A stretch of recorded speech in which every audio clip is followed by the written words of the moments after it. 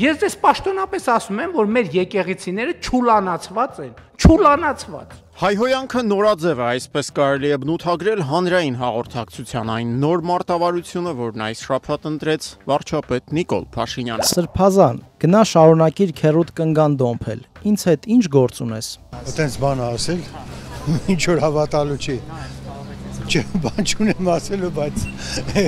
այդ աստիճանը չգիտեմ։ Իսկ հավատալ պետք էր։ Նիկոլ Փաշինյանն իր սեփական ձեռքով այս գրառումը կատարեց Facebook-ի օգտահաշվում ուրբաթ առավոտյան։ Չեմ կարծում, որ սա վարչապետի էջն է։ Անցյալներում էլ Աննայի կողմից եղան անհավատալի գրություններ։ Պիտի ստուգել։ Վայ, մի հավատացեք, էջը կոտրել են։ Հետո վրա հասան վարչապետի հաջորդ կուսակրոնության ուխտը խախտող հոգևորականների մասին գրառումները ու մեկնաբանություններն այլ հուն մտան։ Ահա թե ուր է կորել դոգը։ Նրան պլաստիկ վիրահատություն են արել եւ փոխել մեր հզոր վարչապետի հետ։ Ոնց կարա գիտակից մարդը նման բան գրի, հետ երկրի առաջին դեմքը։ Հայ առաքելական եկեղեցու եւ վարչապետի առանց այդ էլ վատ հարաբերությունները ել ավելի սրվեցին 5-շաբթի օրը, երբ Նիկոլ Փաշինյանը կառավարության նիստի ժամանակ որոշեց իր ենթակաների հետ կիսվել այն տպավորություններով, որ ստացել էր եկեղեցիներ վերջին այցելությունների ընթացքում։ Մեկ էլ գնում ես տենում ես, ասենք ինչ որ ավելացած մետլախ, պարկով ցեմենտ, ապալովկի հին կտորներ։ Եկեղեցականները եւս չլռեցին։ Սյունիքի թեմի առաջնորդ օրինակ տարակուսում էր, ինչ էր ակնկալում տեսնել վարչապետը վերանորոգման ամենաթեժ փուլում գտնվող եկեղեցիներ այցելելիս։ Եթե շինարարությունը բնականաբար ցեմենտի պարկերել կլինեն, գիրի պարկերել կլինեն, մետաղական կոնստրուկցիաներ էլ կլինեն։ Գուգարած թեմի առաջնորդ Տեր Հովնան եպիսկոպոս Հակոբյանն ավելի կտրուկ էր։ Նա վարչապետին անվանեց երկրի գլխավոր ցավագար եւ գլխավոր դավաճան, որից հետո արդեն կառավարության ղեկավարին, ինչպես նաև նրա կնոջը կանգնեցնելն ուղղակի անհնարին էր։ Մայիսի 30-ի վաղ առավոտյան Փաշինյանը 2 ժամում եկեղեցականներին քննադատող, երբեմն նաև վիրավորող 5 գրառում կատարեց։ Աննա Հակոբյանն էլ հայ առաքելական եկեղեցու սպասավորներին անվանեց մանկապիղծներ։ Առաջինն ի դեպ ինչ արեց Նիկոլ Փաշինյանը եկեղեցուն ուղղված սկանդալային գրառումներից հետո մանուկների հետ շփվելն էր Արթիկի մանկապարտեզներից մեկում։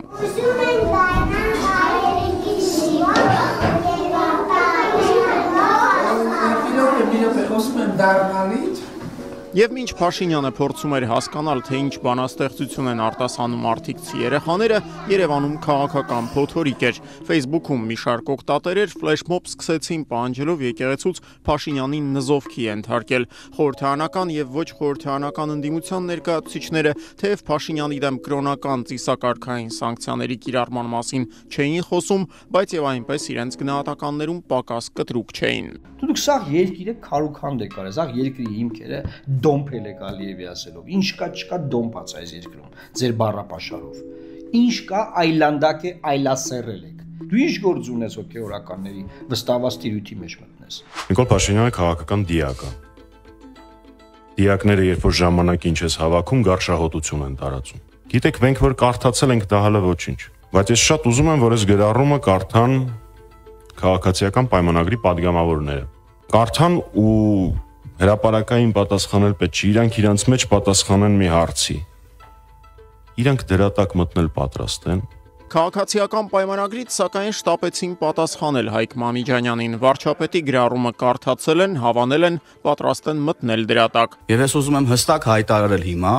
որ մենք թե եկեղեցական, թե եկեղեցից դուրս գտնվող բոլոր սրբապիղծների դիմակը պատրելու ենք, հերթով, անուն առ ազգանուն։ 1700-ամյա եկեղեցու հետ նպատակաուղված կերպով հարաբերությունները սրելու պատճառը որն է, դժվար է ասել, չի կարելի սակայն չնկատել, որ հայ առաքելական եկեղեցու դեմ հարձակումները Փաշինյանն ու նրա թիմակիցները ձեռնարկեցին հետազոտական ռեսուրսների Կովկասյան կենտրոնի կողմից իրականացված հարցման արդյունքների հրապարակումից ուղիղ 1 շաբաթ անց, իսկ այդ հարցման համաձայն հայաստանցիների շրջանում ամենամեծ վստահություն վայելող կառույցը հենց եկեղեցին է։ Հայաստանը իմ տունն է, ժողովուրդն իմ ընտանիքն է։ Նիկոլ Փաշինյանի այս նոր ընտանիքը սակայն այս շաբաթ մայիսի 28-ին Սարդարապատ մտնել այդպես էլ չկարողացավ։ Օգտեն սրան կարո։ Ուզում եք վարձանալ Սարդարապատ թույլ չեն տալի։ Հա։ Ինչ պատճառաբանություն եք։ Չգիտեմ, ասում եմ, փագա, պահեստա, խանութա, ես չեմ ջոգում, ինչ է էսի։ Խախտելով տասնամյակների ավանդույթն, իշխանությունը մայիսի 28-ն այս տարի նշեց ոստիկանական կուռ շարքերի հետևում, բացառապես պաշտոնյաների եւ Հայաստանում հավատարմագրված դեսպանների մասնակցությամբ։ Խաղաղությունն ու անվտանգությունը դառնալու են Հայաստանի Հանրապետության երկարաժամկետ ուղեկիցներ։ Պատերազմ չի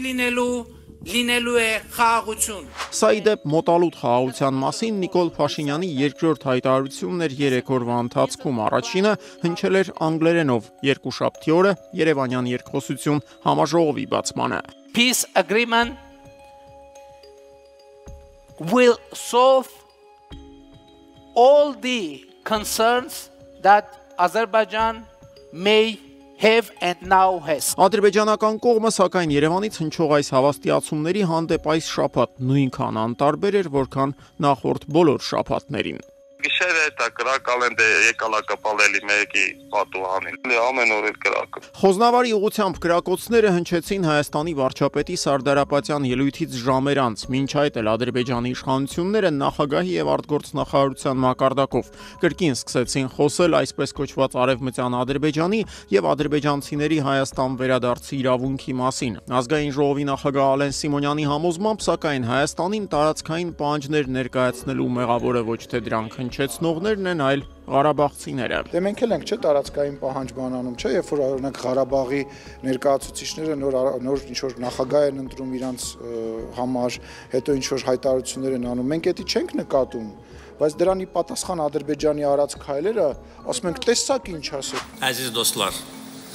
Azərbaycana, Şərqi Zəngəzura, Laçına xoş gəlmisiniz։ Ադրբեջանի նախագահն ի դեպ այս շաբաթվա մի մասը անցկացրեց Հայաստանի հարավային սահմանի անմիջական հարևանությամբ Լաչինում 30 տարի 1992-ից 2022 թվականներին հայկական վերահսկողության տակ գտնված այս քաղաքում Ալիևը հյուրընկալել էր Հայաստանի հանդեպ մեղմ ասած ոչ այնքան բարեկամաբար տրամադրված երկու պետությունների Թուրքիայի եւ Պակիստանի ղեկավարներին։ Ալիևն ու Էրդողանը չորեքշաբթի օրը մասնակցեցին նաև Լաչինում միջազգային օդանավակայանի բացմանը։ Ֆիզուլի եւ Զանգելանի օդանավակայաններից հետո սա նախկինում հայկական ուժերի կողմից վերահսկվող տարածքներում բացված արդեն երրորդ օդանավակայանն է։ Փորձագետների համոզմամբ Լաչինի օդանավակայանը եւս երկակի թե քաղաքացիական եւ թե ռազմական կիրառման համար հարմարեցված կլինի։ Այստեղ փողով բանակից ազատվելու նախագծի մասին չի խոսքը։ Իսկ սահմանից այս կողմ Հայաստանում ողջ շաբաթ շարունակում էին քննարկել ԿՊԱ-ական падգամավոր Հայկ Սարգսյանի հեղինակած օրինագիծը, որով նախատեսվում է ներդնել այսպես կոչված կրճատ զինծառայության պրակտիկան, երբ զինապարտը կարող է ծառայել ընդամենը 1 կամ 4 ամիս, համապատասխանաբար 18 կամ 24 միլիոն դրամ վճարելուց հետո։ Հենց ասում են փող բանակ, այս երկուսը իրար հակասում են, արդեն վերջ։ Մեր ժողովուրդը դա չի ուզում ասի, փող եւ բանակ։ Ինչը շատ տրամաբանական է եւ հասկանալի։ Հասկանալի է նաեւ թե ինչու իշխող քաղաքացիական պայմանագիր խմբակցությունը մայիսի 29-ին մի քանի ժամ շարունակված դռնփակ նիստի ընթացքում այդպես էլ չկարողացավ այս օրինագծի մասին միասնական դիրքորոշում ձևավորել։ Գումարով բանակից ազատվելու նախաձեռնությունը հանրային բավական լայն դժգոհությունների տեղիք տվեց։ Դա առանց այդ էլ ոչ շատ բարձր վարկանիշ ունեցող իշխող կուսակցության համար բացարձակապես ավելորդ մի ռիսկ էր, այն էլ ընտրություններից ընդամենը 1 տարի առաջ։ Պարոն Ծառուկյան, այնպիսի տպավորություն է, որ կարծես թե հիմնական դերակատարները եւ ոչ միայն այժմ պատրաստվում են ընտրական process-ներին։ Այդքան էլ կարևոր չի այժմ, դա հերթական թե արտահերթ կլինի, քանզի ժամանակը քիչ է մնացել։ Եվ բնականաբար ձեր աջակիցներն ու համակիրները ինձ չեն ների, եթե ես ձեզ չհարցնեմ, արդյոք դուք մտածել եք մասնակցության մասին։ Ձեր շուտ է այդ մասին խոսելը, որտեղ ուղղակի ժամանակ կա եւ շատ բան կարող է փոխվել, բայց եթե մասնակցելու եմ մի ծրագրով, որը կոչվել առաջարկ Հայաստանի։ Բարգավաճ Հայաստան կուսակցության առաջնորդ Գագիկ Ծառուկյանն այս շաբաթ երկարատև լռությունից հետո հարցազրույց տվեց իրեն պատկանող Կենտրոն հեռուստաընկերությանը, թափանցիկորեն ակնարկելով, որ իր նախընտրական ծրագիրն արդեն պատրաստ է կամ մոտ է պատրաստ լինելուն, Ծառուկյանը սակայն հատուկ ընդգծում էր, ինքը պետական պաշտոններ զբաղեցնելու հավակնություններ գոնե այս պահին չունի։ Վարչապետի պաշտոնից հավակնություն չունեմ։ Իմ հիմնական նպատակն է, որ իմ երկիրը հզոր լինի, իմ երեխաները, իմ թոռները խեղճացած չլինեն։ Այս շաբաթ լայնորեն քննարկվող եւս մեկ թեման այսպես կոչված դարի գողություններ։ Իրավապահները շաբաթասկզբին որոշ մանրամասներ հաղորդեցին քննչական կոմիտեից շուրջ $600,000 գողության մասին, ներկայացնելով կալանավորված Էդգար Գրիգորյանի գործողություններն ամենայն մանրամասնություններով։ Մտել եմ միջանցք, նստել միջանցքում գտնվող բազկատորի վրա ժամը 16:40-ի սահմաններում։ Այնուհետև նստել եւ սպասել մինչեւ աշխատանքային ժամն ավարտվել, աշխատակիցները դուրս են եկել, մնացել մինչեւ առավոտյան 05:20 րոպեին։ Այստեղ հատկանշական է այն, որ տվյալ անձը իր հետ վերցրել է տարա, որտեղ հետքերը թաքցնելու նպատակով նաև բնական կարիքներ հոգացել է տվյալ տարը։ Քրեական գործի այս դետալները թեև խիստ հետաքրքրական էին, սակայն չէին պատասխանում գլխավոր հարցին, ինչպես է կողմնակի անձին հաջողվել մուտք գործել երկրի ամենալավ հսկվող շենքերից մեկը եւ այնտեղ աննկատ մնալ գրեթե 16 ժամ։ Որտեղ մարդը 4:40-ից 4:30-ից նստած է եղել մինչև աշխատանքային ժամի ավարտը միջանցքում բազկաթոռին ու պարզումա, որ որևէ մեկի մտքով չի անցել հարցնել ժամ ու կես, հետո աշխատանքի ավարտից հետո մարդը ինչ որ միտեղ կորում է այդ տարածքում ու որևէ մեկի մտքով չի անցնում գնալ փնտրել տեսնել ավելորդ մարդիկ կան տարածքում թե չկան։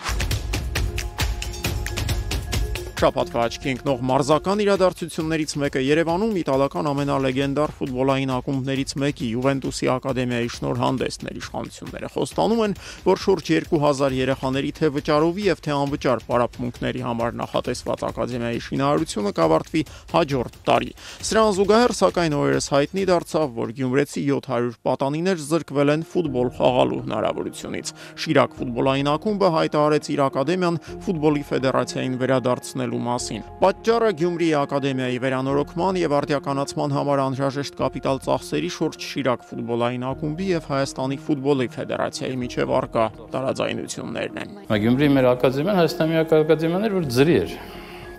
Եթե Երևանում ակադեմիաներում կան փողով եւ ձրի խմբակներ, մեր մոտ տոտալ ձրի էր, այսինքն 700 երեխա ձրի պարապում էր, ճամփորդում էին Հայաստանում, բայց ցավոք սրտի եղավ էս հիմա։